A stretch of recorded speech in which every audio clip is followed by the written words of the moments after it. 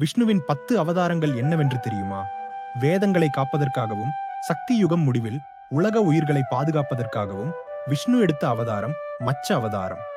தேவர்களை பாதுகாப்பதற்காகவும், பால் கடலை கடைவதற்காகவும் பரந்தாமன் எடுத்தது கூர்ம அவதாரம்.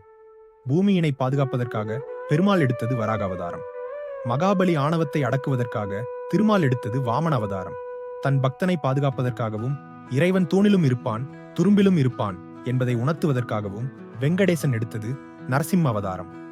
தாய் தந்தையருக்கு சிறந்த மகனாக எப்படி இருக்க வேண்டும் என்பதற்கு உதாரணமாக மகாவிஷ்ணு எடுத்தது பரசுராமர் அவதாரம். ஒருவனுக்கு ஒருத்தி என்ற கோட்பாட்டை உணர்த்துவதற்காக இறைவன் எடுத்தது ராம அவதாரம். இல்லற வாழ்வில் எப்படி விளங்க வேண்டும் என்பதற்காக ஸ்ரீராமரின் பலராமர் அவதாரம். கம்சனை வதம் செய்து உலக உயிர்களுக்கு எப்படி வாழ வேண்டும் என்ற போதனைகளை வழங்க கடவுள் எடுத்தது கிருஷ்ண அவதாரம். கலியுக முடிவில் எடுக்கப் போகும் 10வது அவதாரம் கல்கி அவதாரம்.